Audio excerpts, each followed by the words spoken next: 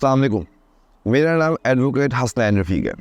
मैं PP 169 से MPA के कैंडिडेट के लिए कंटेस्ट कर रहा हूँ। मैं वो कौन से ऐसे टर्निंग पॉइंट्स है जिनके ऊपर मैंने इस चीज़ का फैसला किया कि मैं अपनी हक़ की आवाज़ को, अपने यूथ की हक़ की आवाज़ को लेकर यहाँ तक आऊँगा। मैं कुछ इवेंट्स इस तरह के मेरी ज़िंदगी के ना जिन्होंने मुझे इस चीज़ के ऊपर आमादा किया कि मैंने इंशाअल्लाह ताला इस काम को लाजमी करना है और मैंने इसके लिए अपनी पूरी जदोजहद करनी है। मैं इलेक्ट्रिकल इंजीनियरिंग मैंने की UMT ऑफ लाहौर से। उसके बाद जनाब जब मैंने इंजीनियरिंग के बाद नेक्स्ट टाइम आपका आया था कि आप अपने फ्यूचर के नाम जॉब वाले साइड के ऊपर जाएँ। मैं जॉब के लिए गया, मेरी हवावी कंपनी के अंदर इंतहाई सिफारिशों के साथ जॉब लगी। हवावी के अंदर जब मैं जॉब कर रहा था मेरी तनख्वाह माकूल से तनख्वाह थी 35,000 रुपये, जो कि 2015 की बात है। उसके बाद ये प्रोसेस मेरा चलता रहा और मैं आगे से अपने फ्यूचर को इस तरह सेट करके बैठ गया कि आज तनख्वाह मेरी 35,000 है, कल मेरी 50,000, फिर लाख होगी, फिर शादी करेंगे और अपना घर बसाएंगे और सुकून की ज़िंदगी गुजारेंगे। मैं अपनी जॉब से एक दिन वापस आ रहा था तो मुझे कुछ पुलिस वालों ने रोक लिया। उन्होंने मेरे से डिमांड किया कि मैं एक बाइक के ऊपर था, मेरे पास 70 थी। उन्होंने कहा कि भाईजान आप अपने कागज़ दिखा दें। मैं बाइक के मेरे पास मौजूद थे, मैंने उनको वो कागज़ चेक करवा दिए। उसके बाद नेक्स्ट उन्होंने मेरे से ID कार्ड की डिमांड की। मैंने अपना ID कार्ड उनको फ्राहम कर दिया। उसके बाद उन्होंने मेरे से बोला कि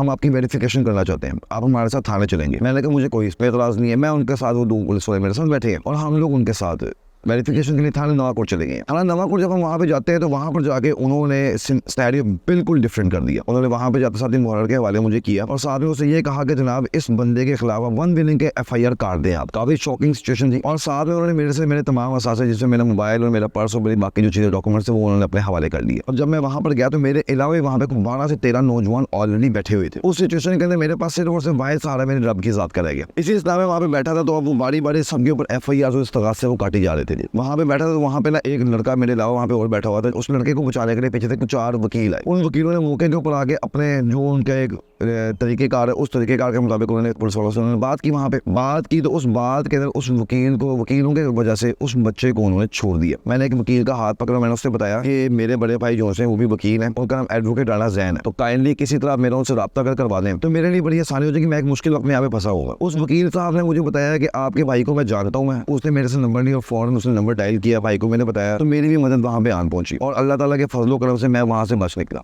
ये मेरे लाइफ का एक मेन टर्निंग पॉइंट की सिचुएशन थी कि जहाँ पे मैंने ये देखा कि एक छोटे से मामले के अंदर भी ज्यादती हो सकती है तो बड़े मामलों के अंदर हमारे साथ क्या होगा। उसी वक्त डिसाइड किया कि मैंने लॉ की फील्ड के अंदर एंट्रेंस लेनी है। फरवरी के अंदर पंजाब यूनिवर्सिटी के लॉ के एडमिशन टेस्ट है और अल्हम्दुलिल्लाह मैंने वो क्लियर किया और मेरा एडमिशन हो गया। 3 साल LLB मैंने वहाँ से कंप्लीट किया 2018 के अंदर और 2016 से लेकर 17-18 मतलब कि यहाँ से एक फेज मेरा लाइफ का बिल्कुल टर्निंग फेज होता है वो शुरू हो गया। शख्सियत चेंज हो गई, मामला चेंज हो गया, लोगों के साथ मेल जोल चेंज हो गया और यहाँ से फिर मैंने अपनी एक नई लाइफ का मैंने आगाज किया। लोगों के लिए जिस तरह से मेरे पास उस टाइम मदद पहुंची थी, मैं मदद बन के अपने भाइयों के पास जिसने मुझे आवाज दी मैं पहुंचता रहा। मेरे सोशल मीडिया के पेजेस से आपको इस बात का अंदाजा लग जाएगा कि मैंने अपने लिए अपने से ज्यादा अपनी तरफ से अपने भाइयों के लिए कितना कुछ किया हुआ है। मैंने मेरे पेजेस आप उनको विजिट जब आप करेंगे तो आपको इस चीज का बतौर बेहतर तरीके से आपको आइडिया हो जाएगा। उसके बाद ये एक लाइफ का फेज शुरू हो गया। बतौर वकील मैंने अल्हम्दुलिल्लाह अपनी आवाज हर जगह तक पहुंचाई भी और अल्हम्दुलिल्लाह ताला के साथ ने इज्जत भी बख्शी। मैंने अपने भाइयों की, अपने बहनों की हर जगह पे, हर किस्म का प्लेटफॉर्म के ऊपर मदद की है, हर महकमे के अंदर। इस चीज को आगे, इस हक की आवाज को आगे लेकर चलने के लिए मुझे एक नया मीडियम का मुझे ऑप्शन मिली कि क्यों ना मैं बतौर MP इलेक्शन कंटेस्ट करूं और जो आवाज मैं इस टाइम 4 दीवारी के अंदर लेके जा रहा हूं मैं वो बड़े ऐवानों तक लेके जाऊं मैं। और इस अज़म के साथ, इस हक की आवाज के साथ कि क्या ऐसी क्या गलती है कि जो हम लोगों के साथ ज्यादतियां की जाती हैं और इन चीजों को मतलब कि अपने मुफाद के लिए हम लोगों को इस तरह से यूटिलाइज किया जाता है जैसे हम लोग कोई भेड़ बकरियां हो। तो इस आवाज को आगे बुलंद करने के लिए और इसी हक की आवाज के लिए मैं निकला हूं और इंशाल्लाह ताला अपना